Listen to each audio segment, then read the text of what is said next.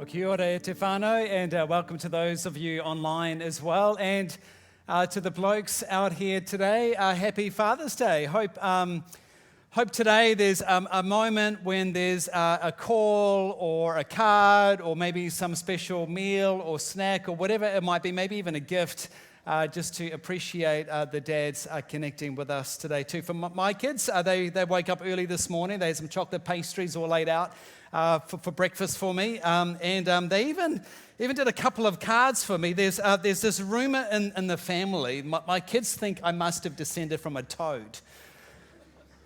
Kids, eh? And so they drew me a couple of pictures here of toads to say Happy Father's Day. This one, you're totally awesome, Dad. It's like a dad joke, really, isn't it? And in fact, the worship team pointed out today, you're kind of like dressed like a toad as well in green, which isn't all that respectful, is it? But to the blokes today, hope today's a really special day to be able to celebrate the special role that you play. I also know, though, how hard days like this can be. You know, it was 18 years ago this past month when Robin and I lost our firstborn son at birth. His name was Toby Jack, or TJ, as we affectionately remember him. And I remember attending my first Father's Day, which was just like a couple of weeks after his memorial service. And for some reason, I thought, oh, no, it'll be fine. I'll be brave through the service. And I was like a fool. I had no idea. I got through about like a third of the service before I had to leave because I didn't want to like fall apart publicly. It's hard though, isn't it? And the thing is, we all have stories of pain. That pain might be triggered by events like today, Father's Day, for a whole lot of different reasons. Or it might be a whole lot of other things, because pain is a universal language. And we're often not sure what to do with our pain, and we're often not sure how to help other people who experience that pain. And that's really what this whole series we've been going through is all about, reflecting on the suffering and the difficulties, what we're calling these thorns in our flesh that come up way too often in our experiences. In fact, just over here in our symbolic wailing wall, you know, right at the beginning of the series, we asked you to list down some of the thorns that you experience, and we won't be going through and reading those, but I would imagine if we did so, we'd find a range of different thorns that people have. Short-term experiences, long-term painful moments, past and present suffering, internal and external angst, thorns of various sizes and shapes. And in many ways, what's on this symbolic wailing wall is really captured in the messiness of our painting here today. It's what suffering's like, isn't it? And yes, we have an artist with us today, Nicola Warner. Can we show our welcome to Nicola today? And so if you kind of get bored or distracted by what I'm saying, you can just concentrate on what Nicola's doing, because she's really graphically portraying what our hopes are and have been during this series, to see what God can do in the midst of the mess. You see, throughout the centuries, there's been a particular story that people have come to in the messiness of life, in the messiness of suffering, been drawn to again and again. It's a story of one of the best men who has ever lived, who suffered more deeply than anyone who has ever lived. It's a story of a man named Job, and it's found amidst the Hebrew scriptures in our Bibles. And the story begins describing Job's happy and blessed life this way.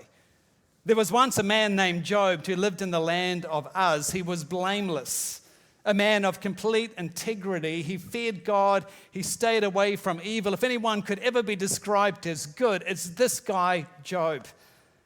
And I want you to tuck that away for a moment, because it's going to come up really important for how we understand what happens from here. Did you notice that his outer life and his inner life are above reproach? There's no spots, there's no wrinkles, there's no hidden areas of moral failure. And all of this has come out of this genuine relationship that he has with his God. We're also told that he was incredibly blessed. Listen to this. He had 7 sons and 3 daughters, so 10 kids. You know, in the ancient world, this was a sign of God's blessing upon you. He had 7,000 sheep. You know, in the ancient world, there's a huge farm. 3,000 camels. That would be like a large fleet. 500 pairs of oxen, 500 donkeys. You know, lots of like farm machinery. You know, many servants. in other words, a large staff of employees. We read that he was the richest person in that entire area. Job had it all going for him, incredibly successful. This was code for saying Job's life was incredibly blessed by God. But one day, this good man's life came crashing down. I don't know if you've ever watched a large building ever being demolished. You know, they place all the dynamite in those strategic locations in the basement. They get the fuse, they light the fuse, and then in one moment, this large building just like crashes into this pile of rubble. It kind of describes what happens next in Job's life. Listen to this. One day when Job's sons and daughters were feasting at the oldest brother's house, a messenger arrived at Job's home with this news. Your oxen were plowing with the donkeys feeding beside them, and the Sabians raided us. They stole all the animals. They killed all the farmhands. I'm the only one who has escaped to tell you. While he was still speaking, another messenger arrived with this news. The fire of God has fallen from heaven and burnt up all your sheep and your shepherds. I'm the only one who escaped to tell you. While he was still speaking, a third messenger arrived with this news. 3 bands of Chaldean raiders have stolen your camels. They've killed your servants. I'm the only one who is left to tell you. While he was still speaking, another messenger arrived with this news. Your sons and daughters. Your sons and daughters were feasting in the oldest brother's home, and suddenly a powerful wind swept in from the wilderness. It hit the house on all sides, and the house collapsed, and your children are dead. I'm the only one who escaped to tell you. I mean, violent raids, the fire, the wind, it all just like came together, and within minutes, Job's blessed, happy life has just like crumbled into this pile of rubble. Everything he held as precious, everything that he enjoyed was suddenly destroyed in a matter of minutes. The best possible man has just had the worst possible day. And you know what? It got worse. In the next chapter we read, Satan struck Job with terrible boils from head to foot, and Job scraped his skin with a piece of broken pottery as he sat among the ashes. Job knew what it was to lose 10 children, his business, his home, his career, his health, and he's about to know what it is to lose a reputation and to be rejected even though you've done nothing wrong. And while few people ever suffer perhaps to the degree that Job did, we can't just read the story and not enter into this whole universal painful experience that we all know. The question I want us to sit with today is, how do you help a person in suffering? I mean, how do you really come around a person who's going through grief and pain and loss and whatever they've experienced? What do you do? Because through this series, we've been exploring, the thorns that we all carry and starting to process how we deal with our own grief and loss and the difficulties and pain we feel. But there's another question: how do you help others? Because all of us here, all of us connecting today will have colleagues at work or family members or friends or somebody in our Connect group at church or whoever it is. And God has placed us right there and He wants us to help them. So how do we help them? So as we read the rest of Job, the next 30 or so chapters shows us how Job's friends responded. And it's like we're invited to kind of watch and listen and learn from Job's friends about what they do and don't do as we consider what helps and what hurts Job in the midst of his pain. And as we enter into their responses, we're going to see, I guess, the good, the bad, and the ugly of their responses. Effectively, they take on 5 different roles. Only one of those roles is good and healthy and actually helps. The other 4 begin to move from the good into the bad, the ugly, perhaps even the very ugly. So let's look at those 5 different responses. And the first role is the one that we need to embody. It's the role of the friend. The friend who is fully attentive, present, and caring. At the end of chapter 2, Job has his friends drop everything and come to his aid. Amazing story. This is what we read in chapter 2. When three of Job's friends heard of the tragedy that Job had suffered, they got together, they traveled from their homes to comfort and console him. Their names were Eliphaz, Bildad, and Zophar. When they saw Job from a distance, they scarcely recognized him. The boils, the grief, everything Job's going through. Wailing loudly, they tore their robes, they threw dust into the air over their heads to show their grief.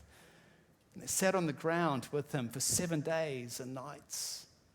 No one said a word to Job. Nothing. For they saw that his suffering was too great for words. What do you notice? The way these three friends drop everything to come and just be with Job. And the pain. Just feeling it.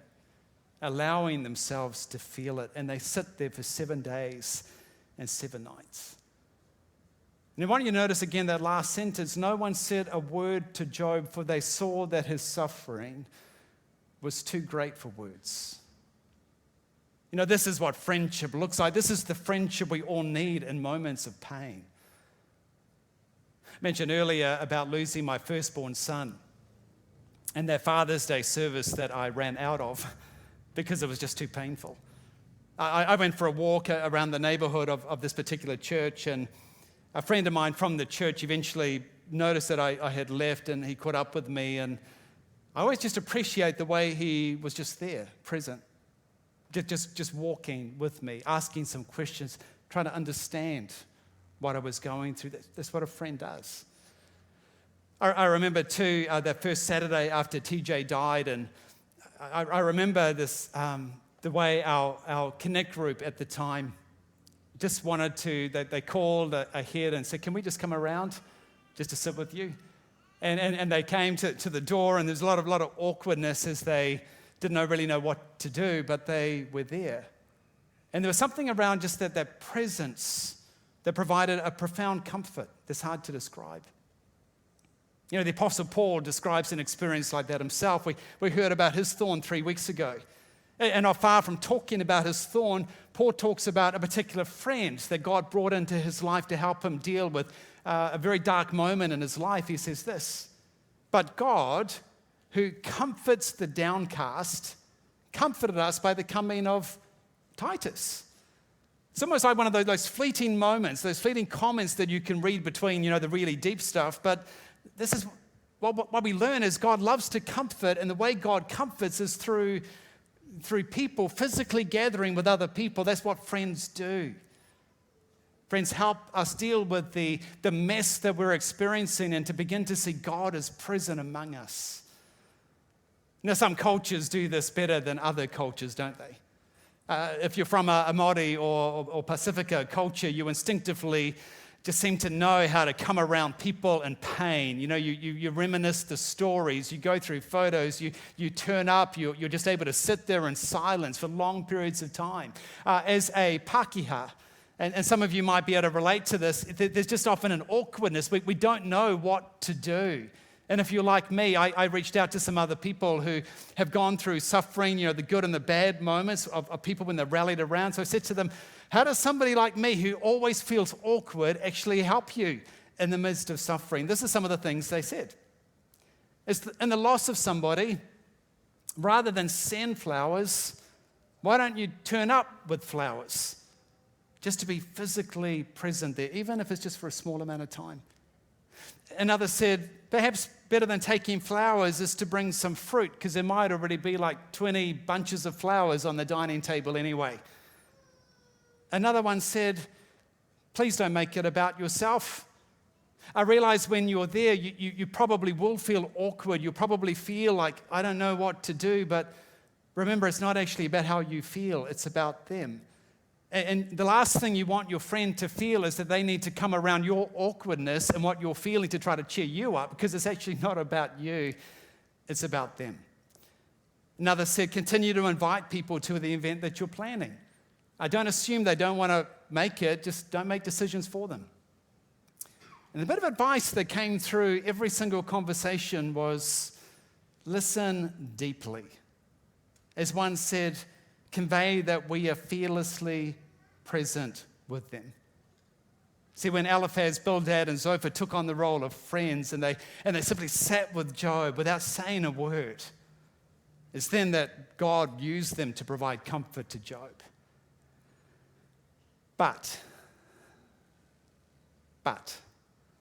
7 days went by and then they began to speak. And then we have like the next 30 chapters of speeches that these friends decide to give to Job. And these speeches begin with some degree of sensitivity, and then they devolve into these cutting blows, and we move from the good to the bad and the ugly. And remember that I want us to see that these friends have the right intent, just like you and I have when we turn up and try to help a friend too. But what they said actually added further hurt to the person who's already going through so much angst in his life. In fact, in the middle of these speeches, Job will cry out to his friends, listen to this, "What miserable comforters you are." That's the last thing we want our friends to say to us as they're going through all of this grief. So the question is, how do they go from helping to hurting? Well, instead of simply staying in that lane of being friend, they start to step into 4 other roles. 4 other roles that we should never step into. The first of those roles I want us to talk about for a moment, the philosopher. The philosopher who gives their answer to the why question.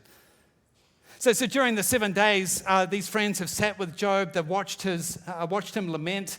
During these 7 days, I guess they've begun to wonder, I wonder why Job is going through all of this. Remember, Job's life has been incredibly blessed. But within minutes, he's lost his kids, his business, his home, all back to back. And then his health plummeted straight after that. Something must be up. There must be a reason behind all this. And it's natural for us to ask the why question. And if you're in the midst of suffering and you ask the why question, that's okay. Even Jesus, when he's in excruciating pain on the cross, cries out, my God, why have you forsaken me?" It's okay to ask the why question. The problem always seems to come, from my experience, when we try to answer the why question. You see, anyone who's spent time with a suffering friend knows it's like this basic instinct that we all have to want to investigate what went wrong, to pontificate over the reasons, to try to fix the event, to try to fix our friend, to go back to the way things used to be. But you see, when we take on that role of philosopher who gives the answer to the why question, it always seems to go wrong, badly wrong. And we see this in Job's story where everyone gets the answers wrong. They think they're right, but they are so out of line. In fact, the truth behind Job's suffering is something Job never comes to understand, the answer to the why question. His friends will never hear the answer to the why question, but we as readers and hearers of the story are given what's really going on. Apparently there's this conversation God and Satan are having behind the scenes. We read this. One day the members of the heavenly court came to present themselves before the Lord, and the accuser Satan came to be with them. Now, I know that's going to raise a whole bunch of questions which I am not going to answer today. I don't think even the story answers these, so just going to stay with me. The Lord asked Satan, "Have you noticed my servant Job? He's like the finest man in all the earth. He's blameless, a man of complete integrity. He fears God, stays away from evil." I love the pride God takes in his boy Job.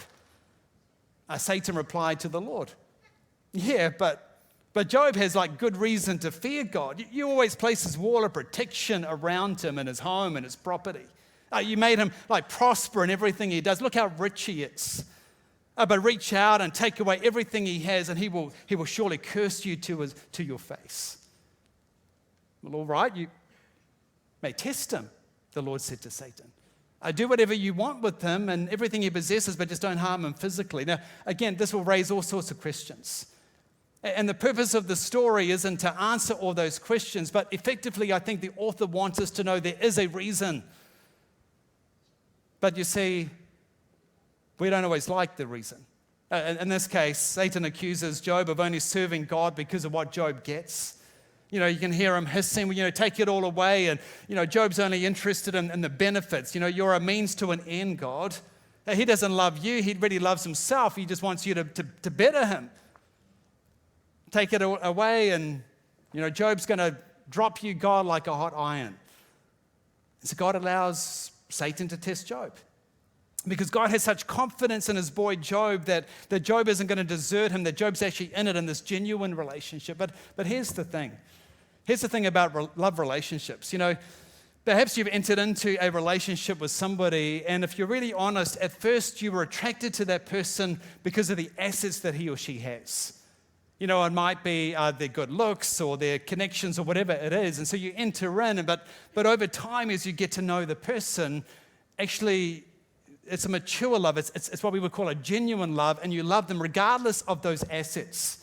And so as those assets might be taken away, such as like in the aging process or whatever that might be, you love them for the relationship. You love them for who they are. But you see, in our relationship with God, the only way to test that is when those things are taken away. Will we see God as just a genie who comes to our aid when we call on him, but we don't want to be there when we're in pain? Or do we love God for who he is? You see, that's really what the dialogue here is that's going on behind the scenes. But you see, even knowing that doesn't help, does it? And that's often the way it is in our own stories. Even if we knew the reason behind our pain, it doesn't normally help us as we process what's going on. And I wonder how much grief and additional pain has been caused by people who try to answer the why question, often wrongly.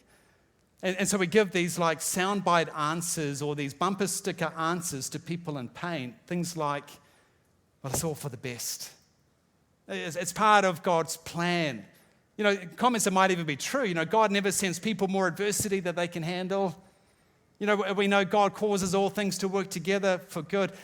All true, but often unhelpful. Perhaps it's just more honest and helpful to say to somebody, I'm so sorry that you're experiencing this right now. I'm so sorry that you're having to go through this. I'm so sorry for your loss. People don't need to hear us pontificate over the why reasons. They actually don't even need to hear that there's a reason.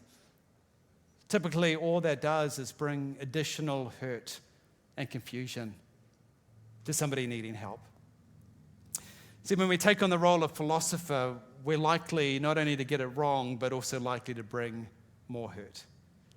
If only Job's friends had stayed in their lane as friend rather than start to step into these other roles like philosopher.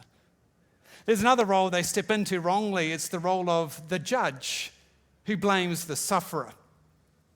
When Job's first friend Eliphaz opens his mouth, he begins with what kind of seems polite. Job, will you be patient? Just let me say a word or two. Kind of seems okay. And then he kind of subtly insinuates that something's going on in Job's life. Listen to this. Just stop and think. Do the innocent die? When have the upright been destroyed? My experience shows that those who plant trouble and cultivate evil will harvest the same. I imagine there's like this long pause after that as they kind of want Job to think about this. But you hear the insinuation coming through, don't you? Job, if you must have planted trouble in your past, and now that trouble is coming back to haunt you. Now, that's bad enough. But his friends begin to create, come up with these like random charges. They kind of invent charges of what Job must have done. They say things like this. Job, you must have refused water for the thirsty and food for the hungry.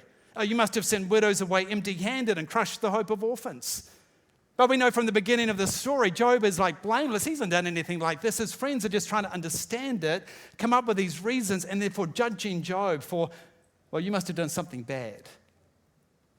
Well, if Eliphaz was more subtle, another friend, Bildad, roars in like a theological bull. Listen to what he says. Does the Almighty twist what's right? Your children must have sinned against him, so their punishment was well deserved. Which you can paraphrase as this. Job, let's cut to the chase. God killed your 10 kids because he was sick to death of their sin. Ouch. And then he continues. But if you seek the favor of the Almighty, and if you're pure and live with integrity, he will surely rise you up and restore your happy home. In other words, if you just like repent and pray, everything's going to be right again in your life. It's unbelievable. Now, most of us, I doubt, are going to roar in like a theological bull with guns blazing, but I do wonder if we can even just insinuate at times that something must be wrong. Remember, his friends are saying all of this with the right intent. They want Job to be back to where he used to be, so they're assuming that Job's done something wrong, and it comes out of a faulty theology. So it's a faulty theology that says, if you're good, God will give you a good life. If you're bad, God will cause you to suffer in life. At first, Job must have been doing something good because God had blessed him in so many ways, but now he must have done something bad because God must be now punishing him pretty badly. And we need to really grasp this, because we need to realize not all of my problems are caused by my own sins or wrongdoing. Now, it is true that my personal sin and my personal, the things I do wrongly can cause problems and suffering in my life. Yes, I realize that I am sinful and needy to my core, and yet Job also teaches us there is such a thing as innocent suffering. As readers, we can see that in the story. Job's suffering, it's not punitive, it's not corrective, it's not even the discipline of God upon his life. It's actually God backing his boy Job. So let me say this though. If you're going through pain right now and some suffering and difficulty, and perhaps you've had friends come around you and they've kind of insinuated that it must be because you've done something wrong. If that's you, I'm so sorry that you're going through that. And if that's your experience, I want you to remember, actually, Jesus went through something very similar. In fact, in his case, the religious leaders rallied around him and said, well, you must be demon-possessed.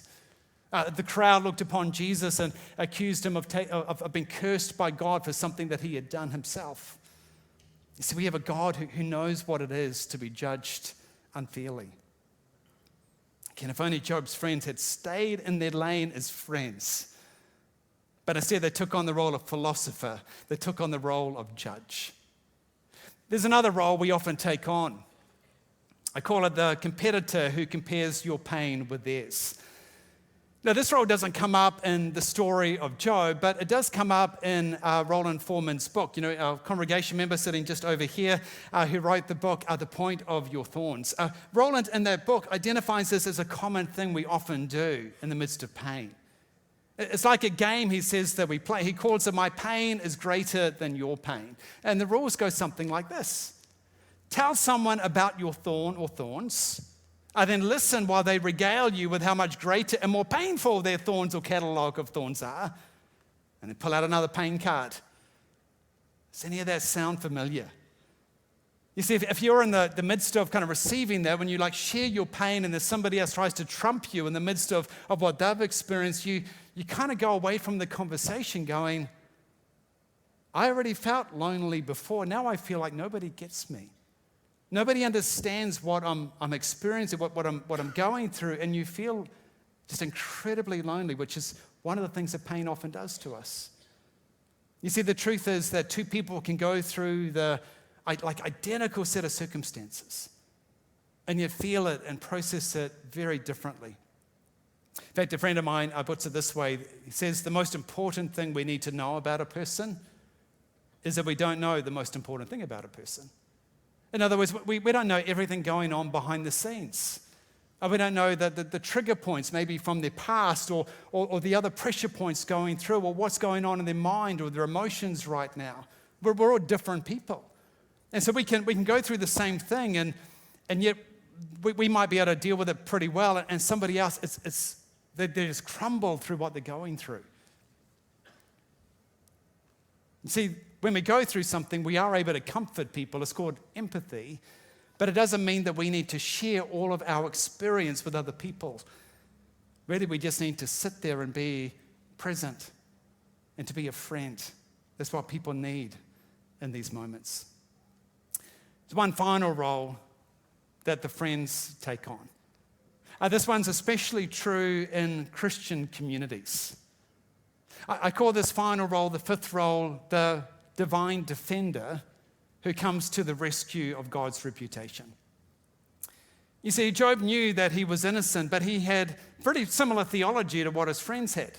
If you're good, God's going to give you a good life. If you're bad, God's going to cause you to suffer. But of course, Job knows that he's done nothing wrong to deserve what he's going through. So he comes to the conclusion, actually, since I'm suffering and I'm good, God must be the one who's acting unfairly and unjustly. And so Job calls God to account. He demands that God shows up as like a subpoena to God. Come into this public courtroom, God, and defend yourself. You know, and it's almost like he's saying, God, I know better than you how to run the universe. Now, Job's friends hear all of this, and so you can understand it. They instinctively jump to be divine defenders. They understandably take offense at what they're hearing from Job's mouth. And it's natural for them to take offense. We love God. We want to defend God's reputation. But this is often what people go through when they're in pain and difficulty. What we need to appreciate is natural and normal for people amidst grief and pain to get angry and to say things that might not even be true. I want you to see how God responds to what Job says. See, while Job's friends have taken on these four hurtful roles, the whole time God has been taking on that role of friend. God is fully attentive. He's just sitting there listening to the conversation. And when God finally does speak, he gives Job this greater revelation about himself that moves Job to just awe at who God is. God asks a bunch of questions. Job, do you know where light comes from? Do you know where darkness goes? Do you know how to get there? Surely you know, Job. Job, who sends rain to satisfy the parched ground? Job, where does beauty come from? How are the flowers really made? Why are they so beautiful, Job? Question after question after question to help Job come to appreciate the awe and the presence and the majesty of God. And Job and his friends have been looking at the initial mess and trying to figure it all out. And God steps in and he starts to reveal his beauty and his presence even amidst the pain. And Job's just in awe. And Job never comes to understand the reasons behind his suffering. The mess is still in the background, but amidst the mess, Job comes to know who God is in this profound way, in a beautiful way. And Job comes to love and trust God simply because God is God, not for anything he might get from God. And he comes to see how amazing God is. But what about Job's friends? Well, his friends, I guess, kind of expect God to step in and you know, punish Job even more. And kind of instead, God vindicates Job and he puts his friends in their place. We read this. After the Lord had finished speaking to Job, he said to Eliphaz, I'm angry with you and your two friends, for you have not spoken accurately about me as my servant Job has. Now, as I kind of sit with that, I'm like, it's kind of a strange thing for God to say. Because Job has made some pretty out there comments about God. Job's like cursed the day he was born. He's been challenging God's wisdom. He's crying out. He's complaining bitterly, expressing like these deep doubts. He doesn't seem to convey a strong faith at all. But God stands with his boy Job. You see, God is big enough to handle all the complaints. God doesn't actually need you or me to defend him to anyone who's going through pain and raising all sorts of questions and maybe making all sorts of insinuations, saying things wrong. You see, yes, Job's prayers were heated, but he was talking to God. Yes, he complained, but he's complaining to God. Yes, he doubted, but he's bringing those doubts to God. And the whole time, Job is looking to God, that God is the only one he believes that can be present in the mess. He's trying to make sense of it, but he's looking to God in the midst of it all. See, God doesn't need any of us to be divine defenders. He simply wants us to be friends of the person who's suffering. So how do we help and not hurt somebody going through pain? Because my guess is that all of us have a colleague, a neighbor, a family member, somebody in our connect group, whoever it might be. There's somebody, maybe the Spirit of God's even bringing that person to mind right now. And I believe if that's true, God has placed you right where you are in their lives because He wants you to be a friend to those people. He actually wants to comfort that person, and He wants to use you as His ambassador, as His representative to bring the comfort of God to that person. And He's inviting you to step in and be that friend. So what does a friend do? Proverbs, we read this. A friend loves at all times. A brother is born in time, or a brother is born for, say it, adversity. A real friend sticks closer than a brother. So if you're unsure what to do, my advice is simply to ask, what does a good friend do right now? How might I be the best friend they need as they experience this pain? You know, as we begin to finish, I reckon it's appropriate to give Job the chance to say what he would do and what he would say if he could swap places with his friends. This is what he says. I could say the same things if you were in my place. I could spout off criticism. I could shake my head at you. But if it were me, I would encourage you. I would try to take away your grief. In other words, Job says, you know, I could take on the role of the philosopher who gives their answer to the why question. You know, and I could take on the role of the judge who blames the sufferer. No, I could take on the role of the competitor who compares your pain with theirs. I could take on the role of divine defender who comes to the rescue of God's reputation. But Job says, no, I would take on the role of the friend. The friend who is fully attentive and present and caring.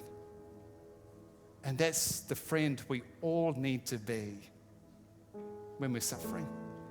That's the friend we need when we're suffering. That's who we need to be for each other.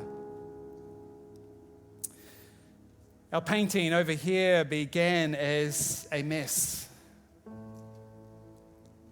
And just stroke by stroke, we start to see God's presence and God's beauty even amidst the mess. And I wonder if God wants to use friendship just as a way where our presence brings strokes into somebody's life. And in the midst of the mess and everything going on, it's like somebody starts to see God is here. I don't really understand it all, but I'm beginning to see God is present amidst what's going on. And He does so through the presence you bring. And just through that, there's like stroke by stroke by stroke, something different starts to emerge. I mean, imagine what would happen in our city if we all step in as friends to people hurting around us right now. Imagine the renewal as God seeks to renew people and places everywhere of what might happen as we just step in as friends. That's really radical. It's actually really deep. But it just means we need to step out and be friends to people. You know, each week during our series, we've been giving out different cards that have been designed for the series. There's one final card. They've all had different purposes as we've kind of reflected on our own thorns and pain. This one's to actually pass to other people. In a moment, we're going to invite you to come up and take communion. The cards are up at the communion tables, and I want you to pick up 1, 2, or however many of these cards you want. And in a moment, I'm going to lead us in prayer. And I just want you to ask, God, who might you be wanting me to encourage right now? Who might you be wanting me to help, to just be that friend? And then maybe just take this card. Might be this afternoon, might be tomorrow morning. We just grab a pen and you just give somebody some encouragement to remind them that you're there, you're just praying for them. And then you might send it to them, or better still, give them a call and say, hey, can we catch up for a coffee?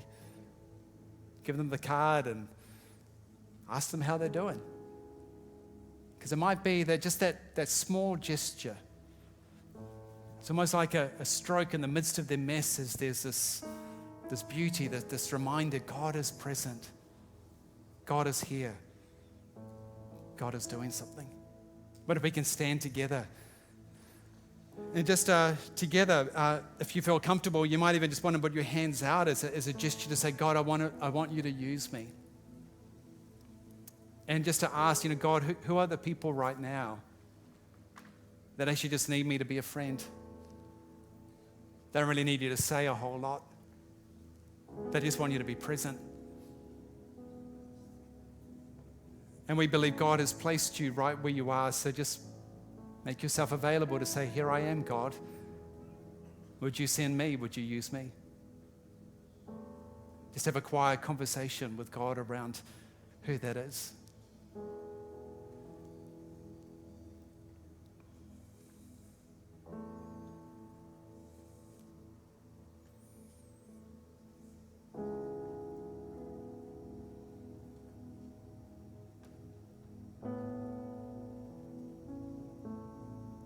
Oh, Father, thank you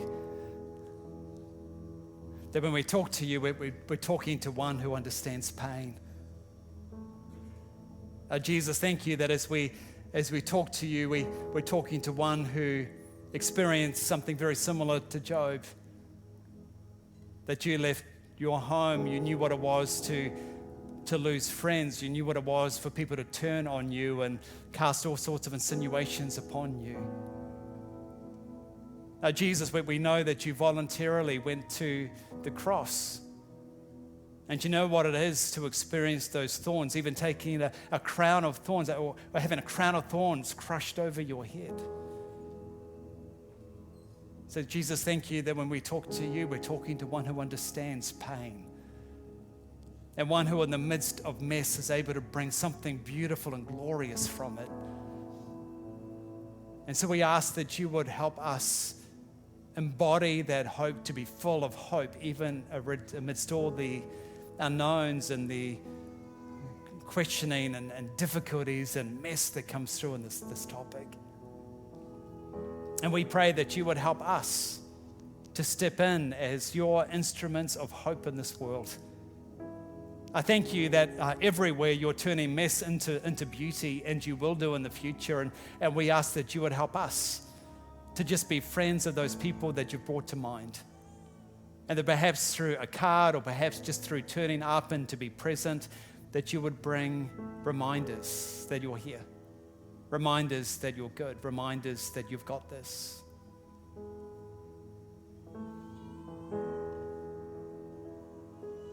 And so Jesus, as we take this bread and this cup, reminders to us of suffering, but reminders also of victory and hope. We take these elements, and together we join with what you're doing to renew people and places in this world. Thank you, Jesus. Thank you, Jesus. Amen.